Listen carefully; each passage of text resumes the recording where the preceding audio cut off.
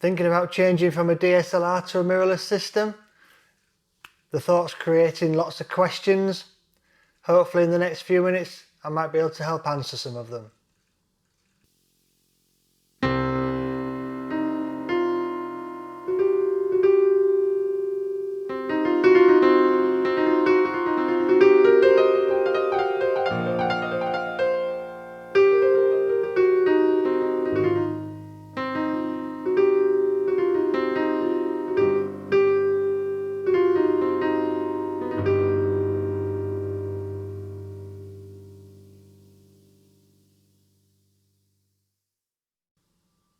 Hi, my name's Gavin.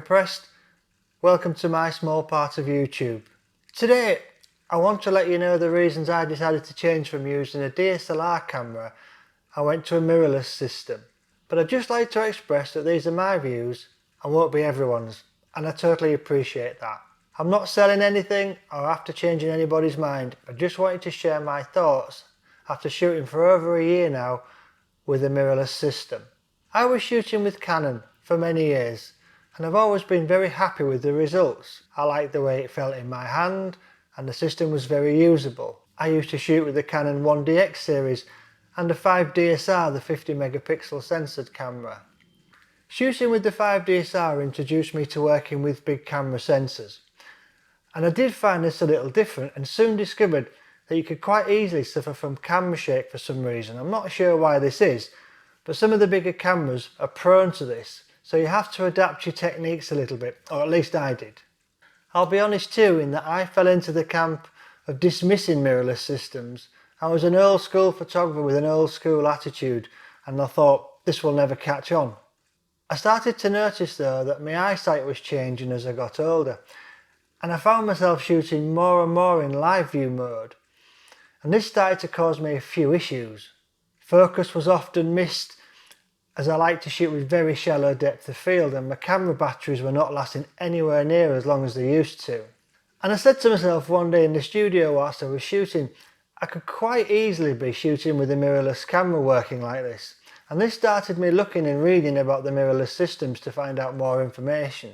I listened to all the arguments about this is better than that and the finer technical points, some of which went, well, to be quite honest, went straight over the top of my head. I didn't understand what they were. The arguments for which camera focuses faster, which had the best skin tone, which is weather sealed, etc, etc, etc. It goes on and on. All this made me ask the question, what do I actually need from a camera system? Once I'd asked myself this question, it gave me the answers to look for. And it was a great way to start looking to see which system had what I needed. Frame rate, focus speed, card slots, file writing speed, weight, megapixel, camera sensor size, etc, etc again. Then I looked at my own gear and looked at what I did with it. And what did I want to change, bodies or everything in the complete system? Changing everything in your complete system comes with a massive cost. And to a Yorkshireman, that's not good, to be honest. I'm really happy with the lenses that I use. I use a Sigma Art series and these are very sharp pieces of glass, have great build quality, although they are a little bit heavy, especially after carrying them around all day. But I decided I would like to hang on to these rather than buy the same again, lose money and just buy a different mount. And I love shooting with prime lenses too, and I have quite a few, so changing my lenses was not really an option. Sigma make an adapter for Sony E-mount to Canon EF lenses. It's called the MC11, and in my experience this works perfectly with my Sigma glass and my Canon glass for that matter. Yes, it might be a little slower than Sony's native glass, but we're talking nanoseconds here, and to be quite honest I can't tell the difference. I've compared it with my friends shooting Sony glass and it is marginal. So then I had to go and find a camera that I could physically hold, and they ended up at a trade show where a chap was doing a demonstration of the Sony A9 and A7 Mark III. I'll be honest, this blew me away and I didn't believe the focus could be as good as the demonstration showed. But believe me, having used one for a year, it is a fabulous system. There is no getting away from that. Next was, how did it feel to me personally? As like many tools, they have to feel right in your hand. Although it felt much smaller compared to a Canon 1DX, it was still nice to hold, and the most important thing was it felt intuitive. So I advise you to analyse what it is you shoot and what you want to do with your images. As if you don't ever print with your files and your pictures, you might not need loads of megapixels. If you don't shoot sport, you're not going to need excessive frame rates. All these thoughts that you think about what you actually do will end up giving you the decision. So what do I like about the mirrorless system? Well, the Sony autofocus is great, like I've said, and the eye detection is perfect for my needs. It tracks the eye of your subject almost perfectly, no matter where they move to in the frame. Another small detail, when I was shooting with the DSLR, I would have to move the focusing point manually with the joystick, and this is quite a slow method compared to a camera that tracks. And sometimes it would even focus on the eyebrow instead of the eye, and even though it told me it focused on the eye. The amount of focus points is also increased with lots more points available with the Sony. The Optical Viewfinder and screen is great for seeing the depth of field in your image. And when used with focus peaking too, it shows the absolute focal range of the aperture that you're using, which is so helpful, so helpful.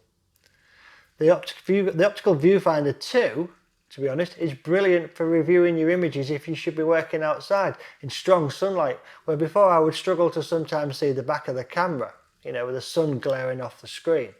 Battery life is great, and I can get a full day out with one battery, if I'm honest, shooting stills.